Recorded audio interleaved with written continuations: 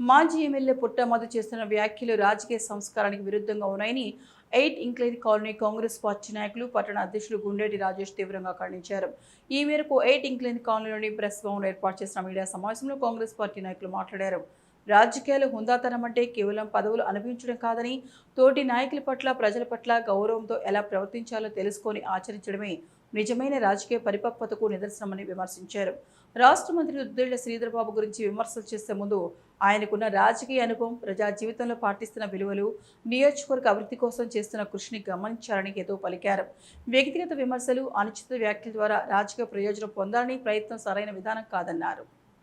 నిన్న గోదావరిఖనిలో రాష్ట్ర మంత్రివర్యులు దుద్దిళ్ల శ్రీధర్బాబు గారిపై అనుచిత వ్యాఖ్యలు చేసినటువంటి పుట్ట మధుకర్ ప్రజాస్వామ్య వ్యతిరేకంగా మాట్లాడిన పద్ధతి మార్చుకోవాలని చెప్పేసి పట్టణ కాంగ్రెస్ పార్టీ తరఫున తెలియజేస్తూ, అలాగే ప్రజాస్వామ్యంలో ప్రజలు నచ్చే విధంగా మెచ్చే విధంగా రాజకీయం చేయాలి కానీ వ్యక్తిగతంగా మాట్లాడడం అనేది ప్రజలు గమనిస్తా ఉన్నారు.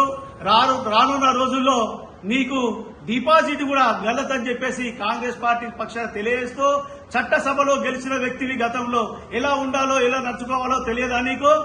ఇక ముందు కూడా శ్రీధర్ బాబు పట్ల అనుచిత వ్యాఖ్యలు చేస్తే మాత్రం కాంగ్రెస్ పార్టీ కార్యకర్తలు నాయకులు ఎవ్వరు ఊరుకోరని చెప్పేసి తెలియజేస్తూ, ఇక ముందు మాట్లాడితే మాత్రం ఖబర్దార్ పుట్టమదు.